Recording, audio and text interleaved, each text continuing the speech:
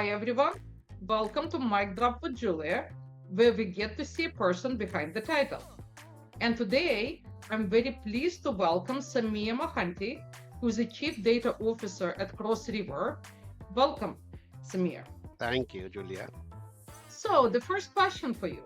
So, in this career, in all of the work you've done, what do you wish you knew at the start that you know really well now?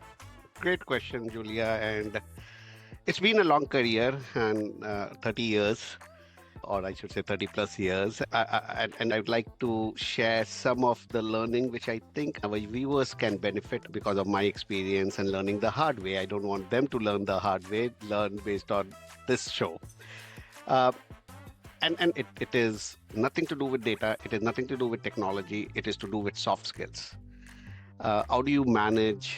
How do you negotiate? How do you do the change management given that the human tendency is resistance to change, right? How do you achieve those aspect goes a long way in implementing your strategy, be it a transformation strategy, be it your data strategy and whatnot. It is one of the critical piece when it comes to running any transformation.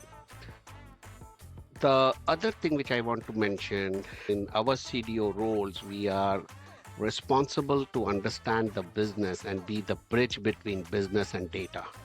As a developer, I never faced that. I was able to move from manufacturing to finance without missing a beat.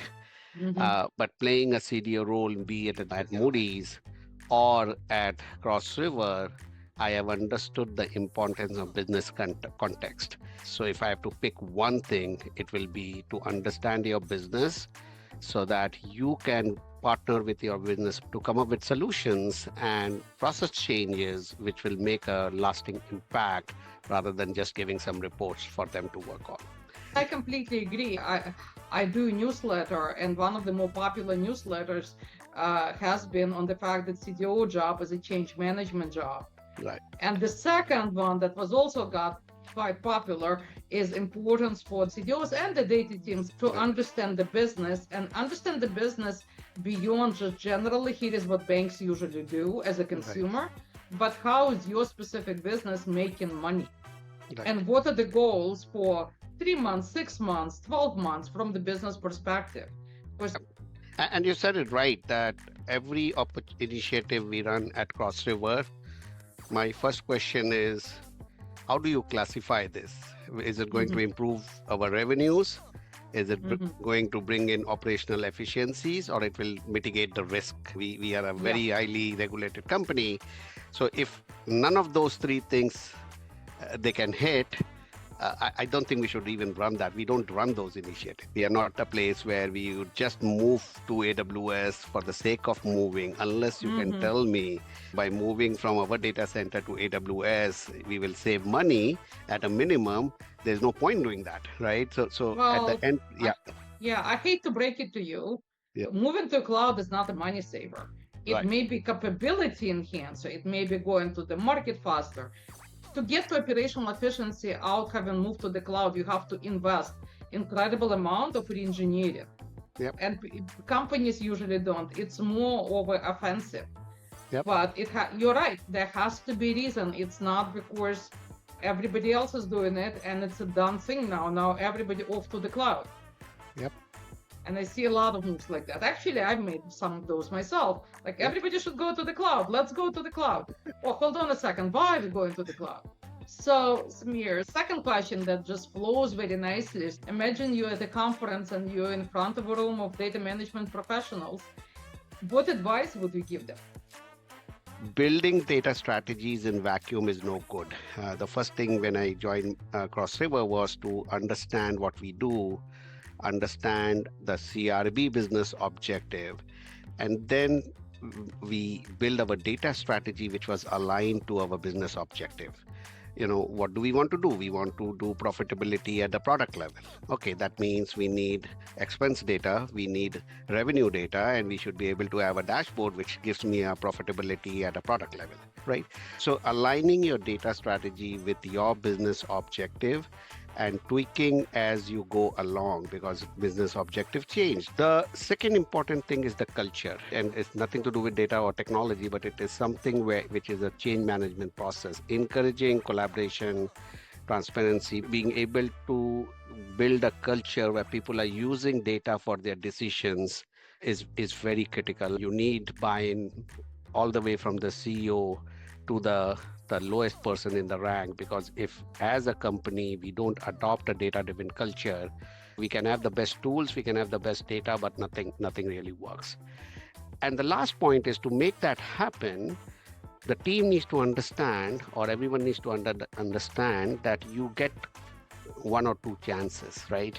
Mhm. If you have bad data, if you have put in, garbage out, people lose trust on your data very fast. Building trust is very difficult. Losing, you flick your fingers and here you go. So we need to make sure a lot of things which has to happen in the background, like the data governance framework.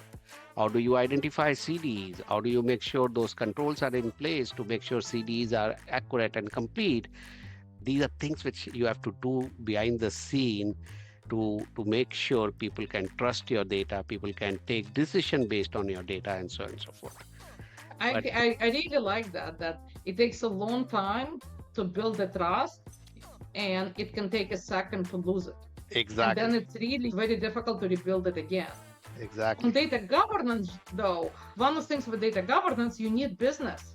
You can't just do it with data and technology people. You need to have business people to really have data governance that brings value, because yeah, it's all the definitions and data quality rules and issues and what's important, right? It's the most business question of all.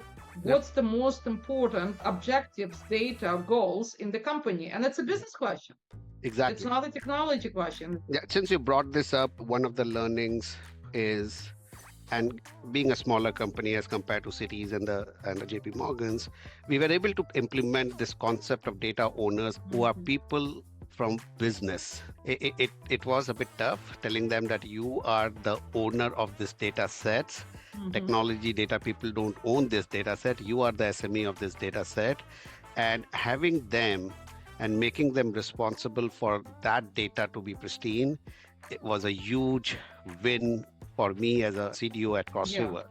And it has been helping me because there is a collaboration happening by default. We don't have to go and ask for collaboration, because if someone's data set is not good, they come after you. Can you fix my data? Can you fix my data?